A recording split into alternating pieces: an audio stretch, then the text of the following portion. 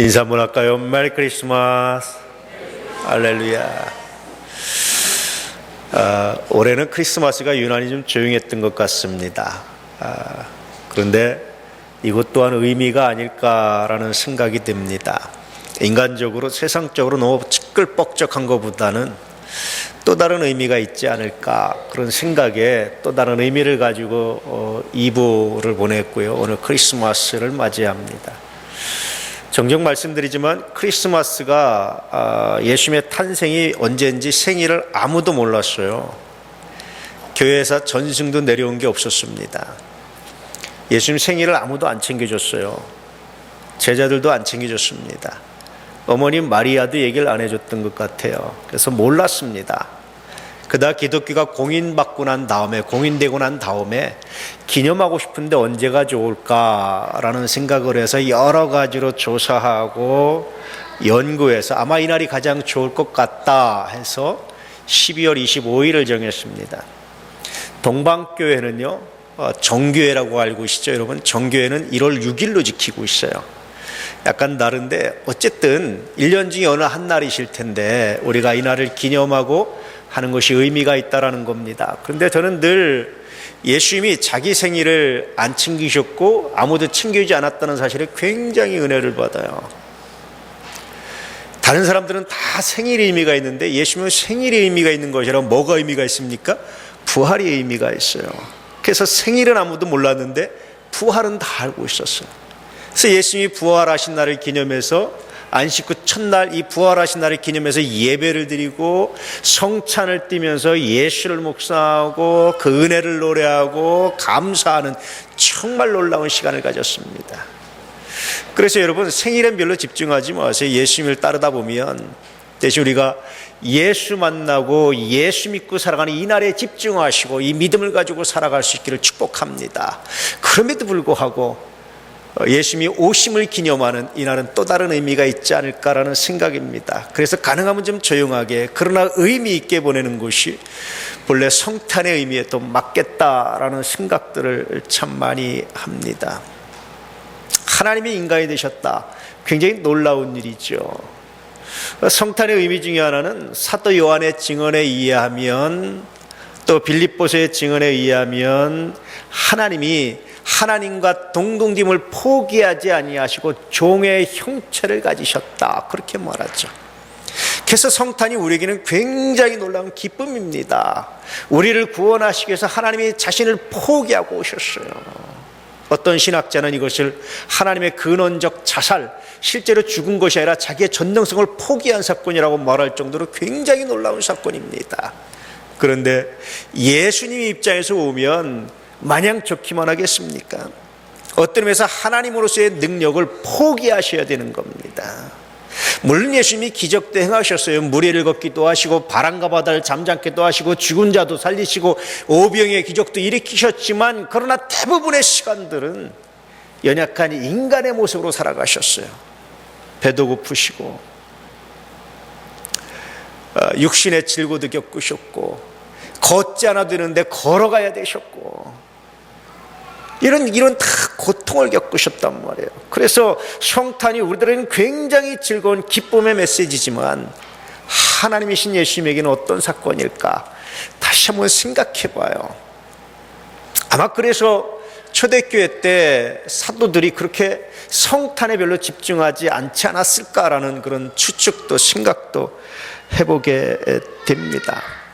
하나님이 인간이 되셨다라는 것은 그렇게 철저하게 인간의 낮아짐, 인간의 연약함, 이걸 가지고 살아가겠다라는 그런 선언입니다. 그럼에도 불구하고 성자 하나님이신 예수님은 그것을 기쁘게 받아들이셨고 하나님의 뜻에 순종하셨어요. 왜 그럴까요?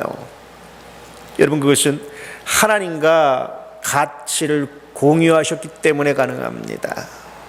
인간을 구원하고자 하는, 죄인을 구원하고자 하는, 자신을 비난하고 십자가에 못 박는 자들을 구원하시고자 하는 이 놀라운 가치를, 놀라운 목표를 하나님과 공유하셨기 때문에 가능했던 거죠. 지난주에 우리가 푸슈케 파티를 하는데요, 최한나 교수가 와서 연주를 하면서 간증을 하는데 굉장히 은혜 받았어요. 한국에 들어와서 25년 동안 성가대에서 첼로를 연주했다는 거죠. 저는 이 말을 듣기 이전과 이 말을 듣고 나서 존경하는 사람이 바뀌었어요. 그전에는 존경하는 사람이 위대한 업적을 남긴 분들 아닙니까? 세종대왕이나 이순신 장군이나 그리고 바울이라든지 루터라든지, 우리 그리스도의 교회로 친다면 캠블이라든지 굉장히 존경할 분들이 많아요. 근데 존경한 분이 바뀌었어요. 이전에는 위대한 업적을 남긴 분이었다면 그 간증을 들으면서 위대한 업적이 아니라 자녀를 이토록 멋있게 키운 분을 존경해야 되지 않을까. 바뀌었습니다. 물론 이 말은 반드시 자녀가 좋은 대학 가고 좋은 직장 가고 돈 많이 벌고 그런 거 말하는 거 결코 아닙니다. 부모의 가치를 공유할 줄 아는 자녀로 키워낸 사람이 정말 존경스러운 부모가 아닐까, 존경받아 마땅한 사람이 아닐까, 그런 생각이 들었어요. 25년 동안 성가대 앞에서 첼로 연주를 하는데 매너리즘에 빠질 때가 있죠. 하기 싫을 때가 있죠. 식상할 때가 있고, 내가 지금 뭐 하는 건가 이런 생각이 들 때가 있죠. 아이들을 이렇게 다 각각 이렇게 방치해 두고 지내는데 내가 아이들은 방치하면서 이 연주하는 것이 하나님 기쁘게 받으실까 이런 생각이 들 수 있죠. 그런데도 변함없이 그 자리를 지키고 있었답니다. 왜 그러느냐? 아주 재밌게 이유를 말하는데, 우리 아버지가 무서운 분입니다. 여러분, 아버지가 무서웠던 건 실제로 아버지가 때렸겠습니까? 폭력을 행사했? 그렇지 않아요.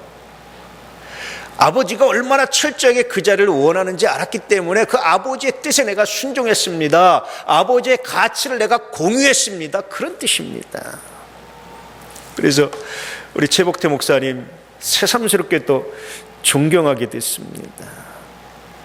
예수님께서도 마찬가지예요. 이 땅에 오셔서 하나님으로서의 전능성을 포기하시고 우리에게 성탄이라는 이름으로 이날을 지키고 기념하고 기억할 수 있게 하셨던 이유가 뭐냐?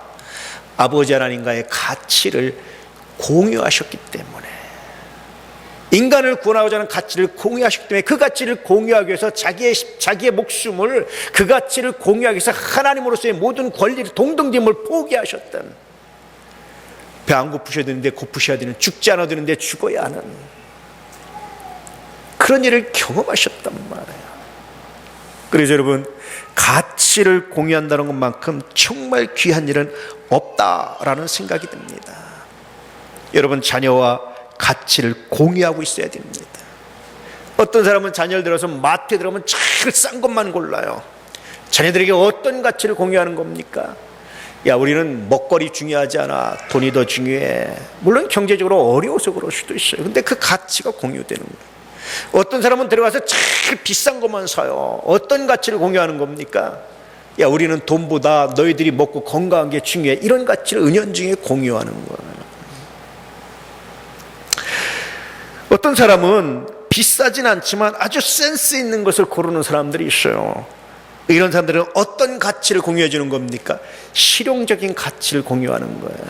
비싸지 않으면서 센스 있는 것으로 우리가 이렇게 물품을 구입하는 능력, 이건 실용주의입니다. 이런 가치를 공유하는 겁니다. 그래서 부모는 자기도 모르게 자녀에게 가치를 공유하고 있는 겁니다. 자녀는 그 가치, 공유된 가치로 세상을 살아가는 거예요.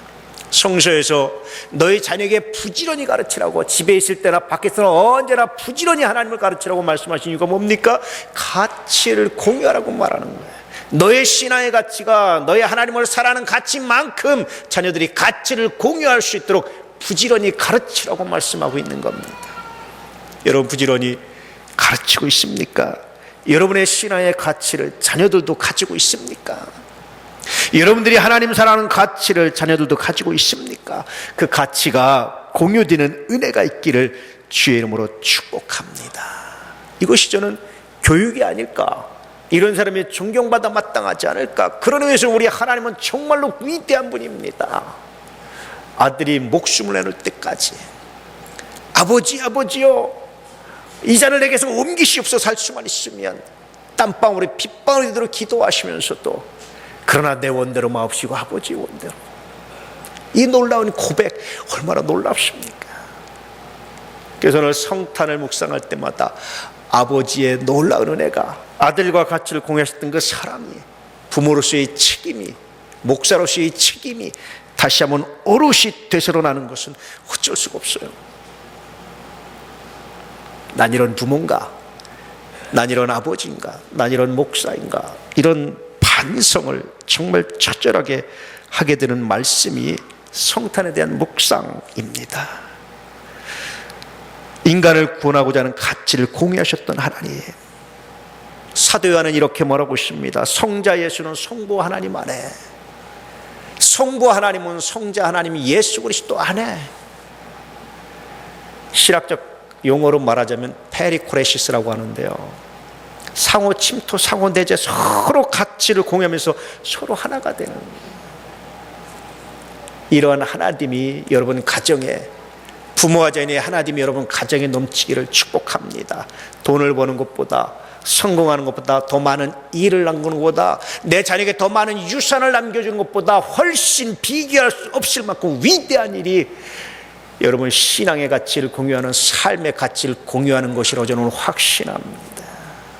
하나님처럼 이런 은혜가 있기를 축복합니다. 대화를 통해서, 삶을 통해서 이런 은혜를 나눌 수 있기를 정말 주의 이름으로 축복합니다.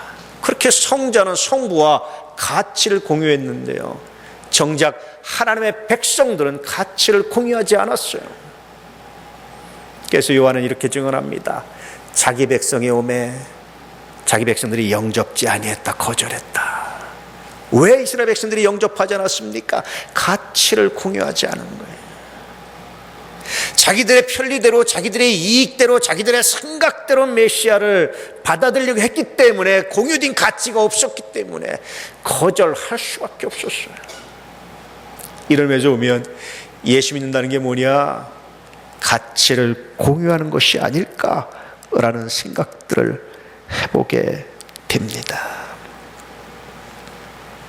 자기 백성들에게 거절당하시고 십자가를 지시고 이 땅에 오신 예수께서 선민 이스라엘이 아니라 동방의 박사들을 통해서 증언되고 경배받으시고 예물을 받으셨다는 얘기는 슬프면서도 그러면서도 기쁜 일이 됐죠. 박사들은 별을 따라서 예루살렘에 왔습니다. 왜 그 별이 하필이면 예루살렘을 이렇게 경유하게 하셨을까? 하나님이 이렇게 인도하셨을까? 생각되지 않아요. 굉장히 놀라운 은혜가 있습니다. 그래서 박사들이 예루살렘에 와서 아마 그 예루살렘에서 유대인의 왕이 났다고 생각을 한 것 같아요. 그래서 묻습니다. 유대인의 왕으로 나신 이가 어디 계시냐? 이 말을 듣고 예루살렘이 소동을 일으키죠. 아마 가장 큰 충격을 받은 사람은 헤롯이었을 거예요. 그래서 대제사장 서기관들을 불러다 놓고 묻습니다. 메시아가 어디서 나겠느냐? 그리스도가 어디서 나겠느냐? 성경을 연구해보고 예언을 뒤져보니까 베들레헴입니다. 그래서 박사들을 불러서 나도 경배할 테니까 가서 경배하면 나한테 또 알려주시오라고 말하죠. 다시 별이 이동을 합니다. 박사들이 별을 따라가서 보니까 베들레헴에 별이 멈췄죠. 가서 그 아기가 있는 집에 들어가서 경배하고 예물을 드렸습니다. 이런 이야기를 하고 있는 겁니다. 성탄에 대한 이런 증언은요, 유대인들에게 굉장히 큰 충격으로 다가왔을 거예요. 사실은 지난주도 말씀드렸지만 이 말은 마태복음과 그렇게 어울리지 않아요. 유대인들에게 복음을 전하기 위한 마태복음과는 그렇게 어울리지 않습니다. 오히려 누가복음에 있는 것처럼 들의 양떼를 치는 목자들이, 목동들이 찬양을 했다라는 얘기가 훨씬 더 어울리는 얘기입니다.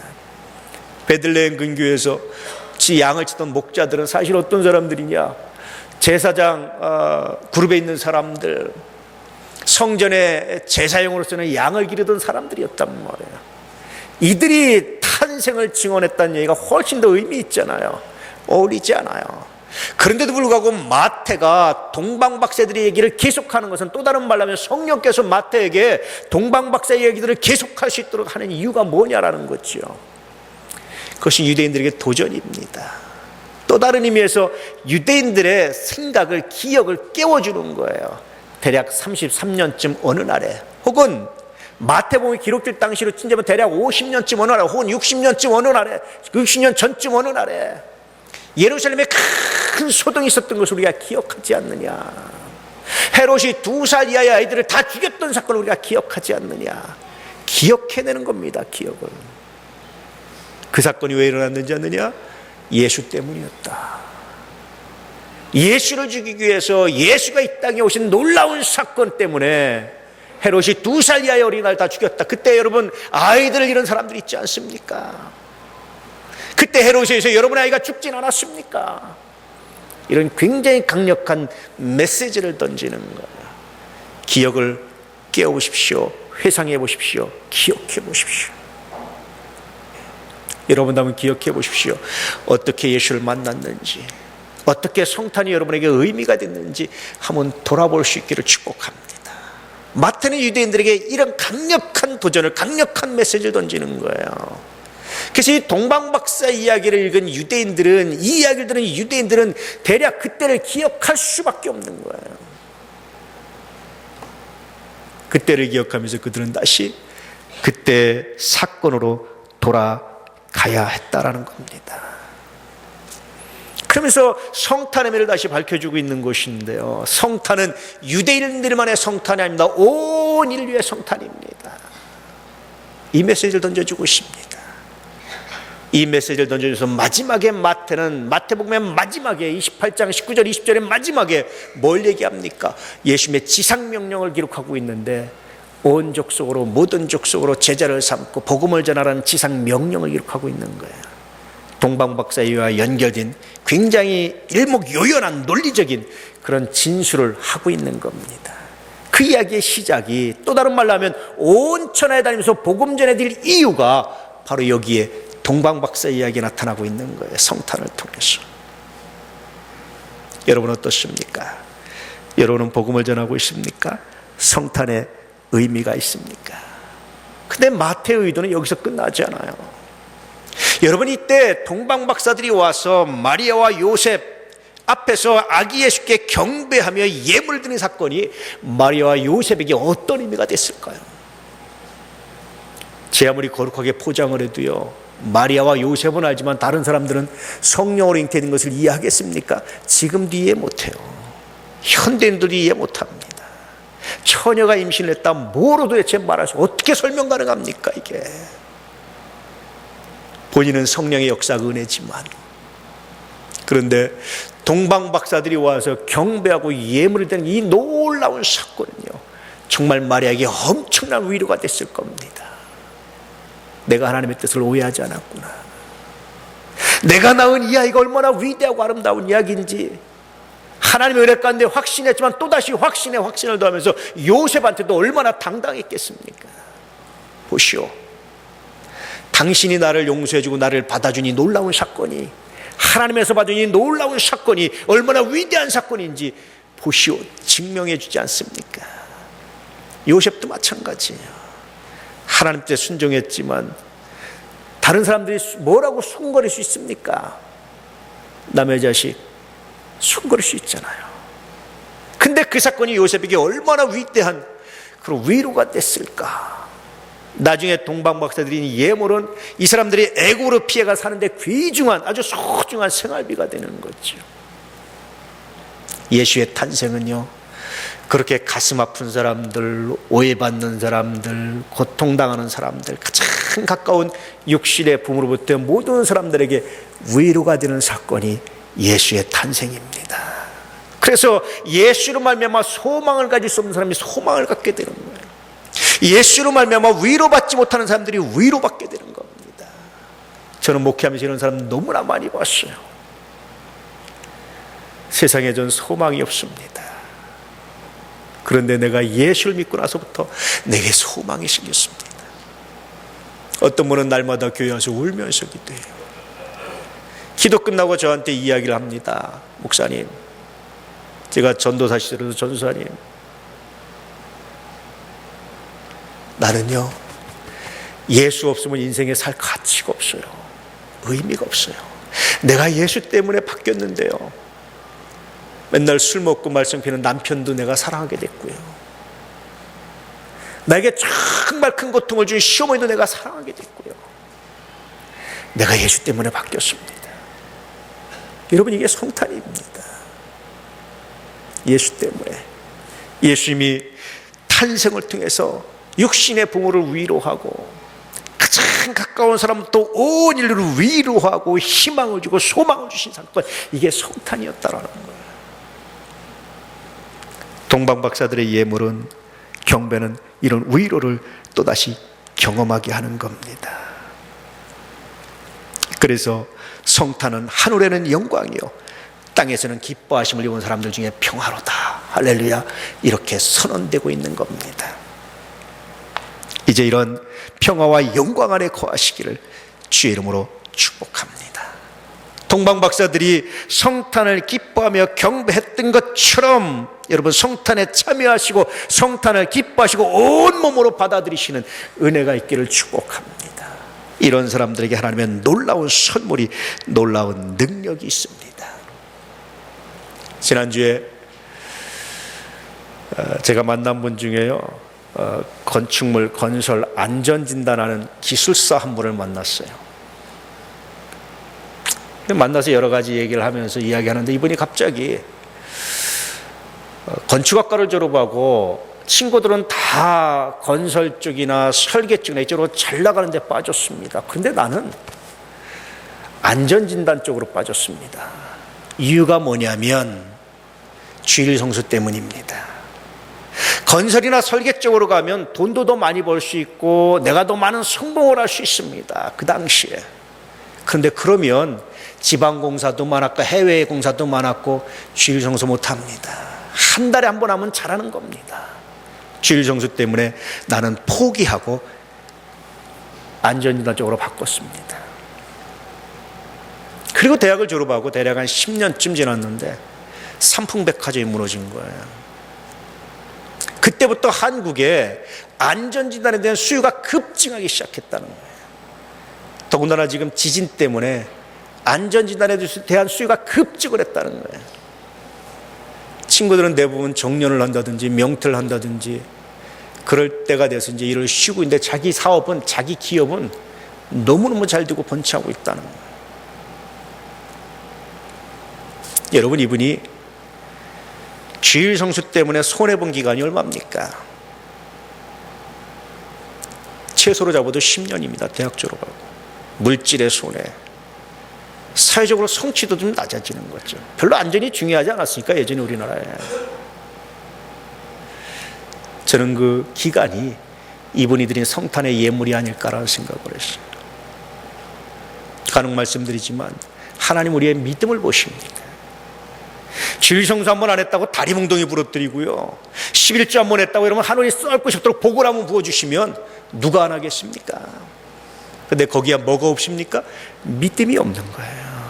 인격적 관계가 없는 거예요. 복을 받기 위해서, 내가 징계 안 받기 위해서 하는 건 인격적 관계가 아닙니다. 왜 우리가 주일 성수하느냐? 하나님을 사랑하기 때문에, 그 은혜에 감격하기 때문에. 왜 우리가 하나님께 드립니까? 성탄의 의미가 정말 나에게 새롭게 와닿기 때문에. 그래서 외양간에 소가 없고 밭에 소출이 없고 무화과 나무에 열매가 없을지라도 내가 하나님을 찬양합니다. 이게 인격적 관계입니다. 인격적인 하나님이 우리에게 이렇게 인격적으로 만나기를 원하시기 때문에 징계도 길이 참으시고 축복도 기다리시고 연장하시는 거예요. 언제까지? 때가 찰 때까지. 그래서 저는 때가 참에라는 말씀을 참 좋아합니다. 때가 참에. 하나님, 그 때가 차가고 있습니까? 그 때가 찰 때까지 인내할 수 있는, 기다릴 수 있는 은혜를 허락해 주십시오. 이것이 늘 저의 기도입니다. 정중히 여러분에서 기도할 때마다 그런 기도합니다. 하나님, 그 때가 찰 때까지 기다릴 수 있는 능력을, 믿음을 허락해 주십시오. 한 번 했다고, 뭔가 한 번 했다고, 여러분 한 번 안 했다고 뭔가 사건이 일어날 것처럼 기대하지 마십시오. 하나님은 여러분과 인격적 관계를 맺기 원하시지, 무서워서, 두려워서, 아니면 돈 때문에 복받기 위해서 억지로 하는 것 하나님 원치 않으십니다. 그래서 성서는 순종이 제사보다 낫다라고 말씀하시네요. 저는 이분에게서 그 기다림을 받습니다. 이분의 기다림의 때는 대략 10년 정도의 세월이었죠. 이 기간 동안에 물질적인 손해, 지위적인 손해, 여러 가지 손해를 감당했던 겁니다. 그런데 하나님은 이분의 믿음이 증명되기까지, 그 때까지 기다리셨습니다. 사람마다 믿음이 증명되는 시간이, 때가 달라요. 아브라함은 갈대아우르를 떠나고 자녀가 없었어요. 하나님께서 아브라함에게 약속하신 것이 이루어지는데, 늘 말씀드리지만 대략 산술적으로 단순하게 계산해도 대략 680년이 걸립니다. 이스라엘 백성이 다시 가나안 땅에 들어오는데, 기다렸더니 때가 참해. 할렐루야. 예수께서 이 땅에 오신 그때 뒤에 기다려서 때가 참해라는 말씀과 정말 어울리는 사건입니다. 때가 찼을 때, 여러분, 그 때가 찰 때까지 기다릴 수 있는, 묵묵히 그 길을 걸어갈 수 있는 은혜가 있기를 정말로 축복합니다. 주일 성수도 마찬가지예요. 하나님이 기억하십니다. 하나님은 여러분의 믿음이 증명될 때까지 여러분의 예배를 기다리십니다. 11조도 마찬가지예요. 한 번 안 했다고 망하면 안 할 사람 없어요. 대신 인격적 관계가 아닙니다. 다시 말씀드리지만, 했는데 별로 달라지는 것도 없어요. 아니, 성경에 쌓을 곳이 없도록 부어진다고 말씀하셨는데 별로 부어진 것 없고 달라진 것 없고 여전히 부족합니다. 그럼에도 불구하고 하나님, 내가 돈을 더 받기 위해서가 아니라, 내가 더 부자가 되기 위해서가 아니라, 내가 하나님을 사랑하기 때문에 드립니다. 이 믿음이 때가 참에 하나님이 역사하신데, 말라기서에 뭐라 기록되어 있습니까? 온전한 11조를 하는 자에게 복을 쌓을 것이 없도록 붙지 아니하나 봐라, 시험해 봐라, 그렇게 말씀하시네요. 때가 참에 이 말씀이 이루어지는 놀라운 역사가 있기를 축복합니다. 이 복은 성탄의 의미를 아는 것부터 시작되는 겁니다. 이분이 10년 동안 드린 이 거룩한 예물을 여러분 무엇으로 드리고 있습니까? 왕이신 예수님을 자기 백성들이 영접하자는 이 부끄러움과 수치를 혹시 여러분도 갖고 있지 않습니까? 이제 온 마음을 다해서, 온 몸을 다해서 예수가 그리스도라는 사실을 우리 하나님께 드리시며, 그분의 때가 참에 내 믿음이 증명될 때까지 기다리시는 그 하나님을 기억하시고 때를 채워갈 수 있는 은혜가 있기를 축복합니다.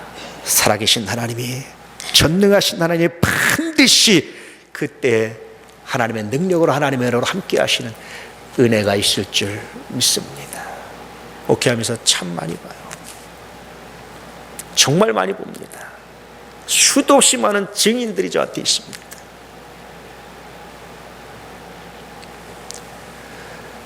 때가 참에 하나님의 놀라운 역사가 어떻게 나타나는지 여러분 경험하시고 증언하시는 은혜가 있기를 축복합니다.